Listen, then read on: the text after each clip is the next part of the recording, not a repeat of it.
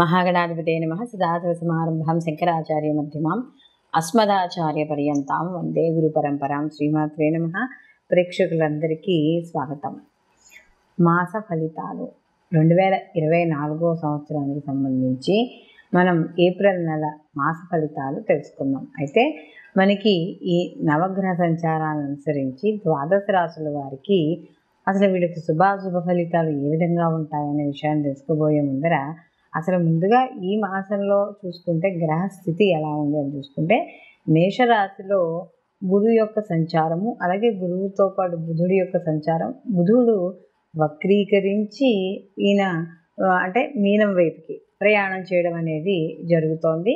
అలాగే మనకి రాహు వచ్చి మీనరాశిలో సంచారము, కేతువు వచ్చి కన్యారాశిలో సంచారము, శని భగవానుడు వచ్చి మనకి కుంభరాశిలో సంచారం, అలాగే శనితో పాటుగా ఇక్కడ కుజుడు కూడా మనకి సంచారం చేయడం అనేది జరుగుతుంది. ఈ కుజుడు ఏప్రిల్ 24వ తేదీ వరకు కూడా మనకి ఈయన శని భగవానుడితో కలిసి ప్రయాణం చేయడం అనేది జరుగుతుంది. తదనంతరం ఈయన మీనరాశిలోకి మార్పు చెందుతాడు. అలాగే రవి కూడా ఏప్రిల్ 14న మీనం నుంచి మేషంలోకి అంటే తన ఉచ్చక్షేత్రంలోకి ఈయన ఏదైతే సంచారం ఉందో అది జరుగుతుంది.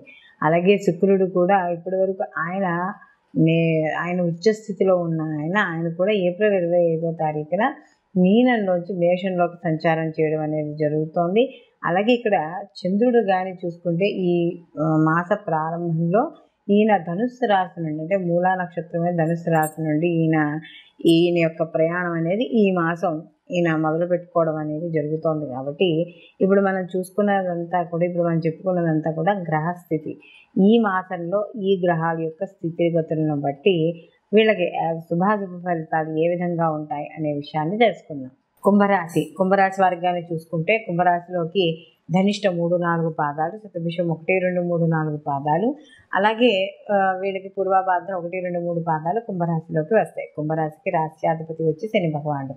ఈ శని భగవానుడి జన్మలో సంచారం చేయడం, దీంతో పాటుగా వీళ్ళకి ఎప్పుడైతే కుజుడు యొక్క కలయిక కూడా వీళ్ళకి ఏర్పడుతుంది. కాబట్టి వీళ్ళకి ఈ కలయిక అనేది మాసం నుండి ప్రారంభం అవుతుంది. కాబట్టి కుంభరాశి వాళ్ళకి కాదు చూసుకున్నాం ప్రతి చిన్న విషయానికి కూడా ఎక్కువగా రియాక్ట్ అవ్వడం, అంటే కోపము, క్రోధము, లేకపోతే బీపీ పెరిగిపోవడం ఇలాంటివన్నీ కూడా ఉంటాయి. అందులోనూ వీళ్ళకి సహజంగా జరుగుతున్నది ఏనాటి శని, అందులో జన్మలో శని భగవానుడు. కాబట్టి కొంత అప్పుడప్పుడు కూడా నిరాశ, నిస్పృహ, బద్ధకము, పనులు వాయిదా వేయడము ఇలాంటివన్నీ కూడా కనపడుతూ ఉంటాయి. అయితే ఇక్కడ ఎప్పుడైతే ద్వితీయ స్థానంలో వీళ్ళకి రాహు ఉన్నాడో ధనస్థానంలో వాయుకారకుడు కాబట్టి విదేశీ పరంగా ధనం రావడము, విదేశీ పరంగా కాస్త కొంచెం వీళ్ళకి ఏవైనా చూడండి అప్పుడు ఎవరైనా చుట్టాల్లో ఇంట్లో మేము పలానా చోటుకి వెళ్ళాము అన్నప్పుడు అమెరికా నుంచి వెళ్ళినప్పుడు ఏవో కొన్ని గిఫ్ట్లు తీసుకొస్తూ ఉంటారు. అలాంటి గిఫ్ట్లు తీసుకొచ్చి పెట్టడము, కాస్ట్లీ గిఫ్ట్, ఎందుకు శుక్రుడితో కలిసి ఉన్నాడుగా కాబట్టి కాస్త విదేశీ పరంగా కొంత యోగం కలగడం అనేది జరుగుతుంది. అలాగే వీళ్ళు ఏదైనా సంతాన విషయాల్లో కూడా అనుకూలంగా ఉండి రాజకీయ పరంగా కూడా అనుకూలమైన ఫలితాలు అనేవి చెప్తారు. అలాగే ఇక్కడ దశమాధిపతి ఎవరైతే ఉన్నారో ఆ దశమాధిపతి మరియు కుజుడు వీళ్ళు కలిసి ఉండడము, అలాగే వీళ్ళకి వృత్తి ఉద్యోగ విషయాల్లో కూడా వీళ్ళు కాస్త ఏవైతే ఆటుపోట్లను కాస్త చిన్నగా అందుకుంటున్నారో అవన్నీ తగ్గడం అనేది జరుగుతుంది. అలాగే ఇక్కడ వ్యయాధిపతి ఎవరైతే శని భగవానుడు ఉన్నాడో ఈ వ్యయాధిపతి అలాగే జన్మ రాశ్యాధిపతి అయిన శని భగవానుడు కుజుడితో కలిసి ఉండడం వల్ల కాస్త మధ్యలో ఖర్చులు అధికంగా ఉండడం అనేది జరుగుతుంది. అంటే వీళ్ళకి ఎక్కువగా హాస్పిటలైజేషన్ తిరగడం, లేదా ఎక్కువగా ప్రయాణాలు చేస్తూ ఉండడం ఇలాంటివి కనపడుతూ ఉంటాయి. లేదా వాళ్ళ కోసమనే ఇంట్లో పెద్దవాళ్ళ కోసం హాస్పిటల్కి తిరగడమో మొత్తానికి ఏదో జరుగుతూ ఉంటుంది. అలాగే ముఖ్యంగా ఎవరైతే ఈ యొక్క శని అలాగే కుజుడికి సంబంధించిన వ్యాపారాలు అంటే సిమెంటు, రియల్ ఎస్టేటు, అలాగే ఈ మైనింగ్ ఇలాంటివి ఏవైనా ఖనిజ పదార్థాలు ఎవరైతే చేస్తున్నారో వాళ్ళందరూ వ్యాపారాలందరికీ కూడా అనుకూలంగా ఉండడం అనేది జరుగుతుంది. సంతాన విషయాల్లో కూడా కొంతవరకు వీళ్ళకి వీళ్ళకి పంచమాధిపతి అయిన ఎవరైతే బుధుడు ఉన్నాడో ఆయన వక్రీకరించి ఉండడం వల్ల సంతాన విషయాల్లో కాస్త మధ్యలో చిన్న ఇబ్బందులు ఉన్నా కూడా పెద్దగా ఏమీ ఇబ్బంది పడవు. మొత్తం మీద వీళ్ళకి అనుకూలమైన ఫలితాలే గోచరించడం అనేది జరుగుతుంది. వీళ్ళకి మరిన్ని మంచి ఫలితాల కోసం వీళ్ళు ప్రతిరోజు కూడా శని భగవానుడికి నవగ్రహ ప్రదక్షిణాలు చేయడం, ప్రతి శనివారము కూడా నియమాలు పాటించడం, శని త్రయోదశి వచ్చినా కూడా నియమాలు పాటించడం, ప్రతి సోమవారము కూడా శివుడికి అభిషేకం చేయించుకోవడం, లేదా అంత ఓపిక లేకపోతే కనీసం శివగుళ్ళు ఏవైతే దగ్గరలో గుళ్ళు ఉంటాయి కదా ఆ గుళ్ళకు వెళ్ళి శివదర్శన సంధ్యా సమయంలో చేసి రావడం ద్వారా మరిన్ని మంచి ఫలితాలు పొందడం అనేది జరుగుతుంది. అయితే మనం ఇప్పుడు ఏ రాశికి ఆ రాశికి సంబంధించిన ఫలితాలు అనేవి చెప్పుకుంటున్నాం.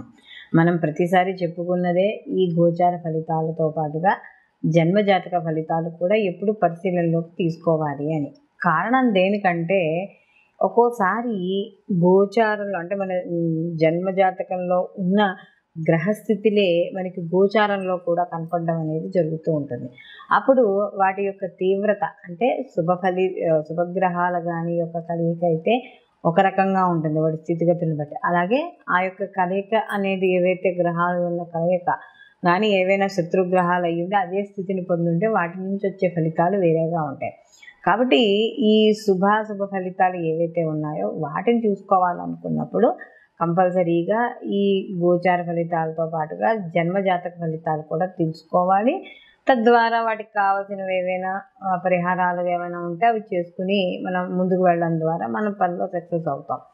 అయితే ఇక్కడ ఈ ప్రత్యేకంగా ఇప్పుడు మాత్రం మనం చూస్తున్నప్పుడు ఎలా ఉంటుందంటే కొన్ని గ్రహాలు కంబస్ట్ అయి ఉంటాయి, అంటే కలిసి ఉంటాయి. ఈ కలిసి ఉండడం వల్ల ఏమవుతుంది అంటే గోచార ఫలితాల్లో ఒక్కోసారి తీవ్రమైన మార్పులు రావడం అనేది జరుగుతుంది.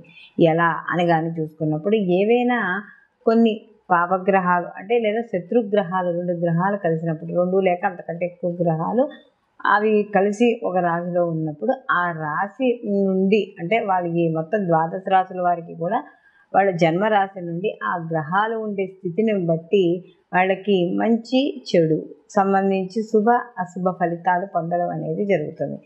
ప్రస్తుతానికి మనం ఇప్పుడు కానీ చూసుకుంటే ఈ మాసాల్లో చూసుకుంటే ఈ శని భగవానుడు అలాగే రవి లేకపోతే మనకి కుజ శనులు కుజ రవులు లేదా కుజ రాహువులు అలాగే రవి రాహువులు ఈ కలయిక ఏదైతే ఉందో ఇది కొంత అంటే కొంత సమాజంలో కావచ్చు, కొంత వ్యక్తిగతంగా కావచ్చు, కొంత వ్యతిరేక ఫలితాలను ఇవ్వడం అనేది జరుగుతుంది. అంటే కాస్త తెలియని అంటే ఎక్కువగా యాక్సిడెంట్స్ అవ్వడం కానీ లేకపోతే గొడవలు అవ్వడం కానీ అల్లర్లు జరగడం కానీ ఏదో రకంగా ఇలా దేశంలో ఏదో ఒక మూల కావచ్చు, లేకపోతే వ్యక్తిగత జాతకాల్లో చూసుకున్నప్పుడు గోచార ప్రకారంగా కూడా కొంత వాళ్ళకి ఈ ఇంట్లో కావచ్చు లేకపోతే ఏదైనా వాళ్ళు చేసే వ్యాపార సంస్థల్లో కావచ్చు ఇలా కాస్త మానసిక అశాంతి అనేది ఏర్పడుతూ ఉంటుందనేది మనకి ఇక్కడ కనబడుతుంది. కాబట్టి ఇక్కడ ఈ గోచార ఫలితాలతో పాటు జన్మజాతక ఫలితాలు అలాగే గోచారంలో కూడా ఉన్న మిగతా గ్రహాల యొక్క స్థితి ఏమిటి, ఏదైనా పాప స్థితుల్లో కానీ ఉంటే అసలు ఎటువంటి పరిహారాలు చేసుకోవాలి ఏమిటి అనేది కూడా మనకి ఈ వీడియో ద్వారా ఏ రాశి వాళ్ళకి ఆ రాశి వాళ్ళకి చెప్పడం అనేది జరిగింది. కాబట్టి అవి చూసుకోవడం ద్వారా కొంత ఇప్పుడు ఏవైతే ప్రతికూల ఫలితాలు ఉన్నాయో అవి దాటుకుని అనుకూలమైన ఫలితాలు మీరు పొందడం అనేది ఇక్కడ జరగడం ఉంటుంది. కాబట్టి అందరూ కూడా ఈ పరిహారాల్ని తప్పనిసరిగా పాటించుకోవడం ద్వారా మంచి అంటే ఏదైతే మనకు ప్రతికూల ఫలితాలు ఉన్నాయో ప్రతికూల ఫలితాలు తగ్గడం అనేది ఖచ్చితంగా జరుగుతుంది. సర్వే జన సుఖినో భవంతు, లోకా సంస్థ సుఖినో భవంతు.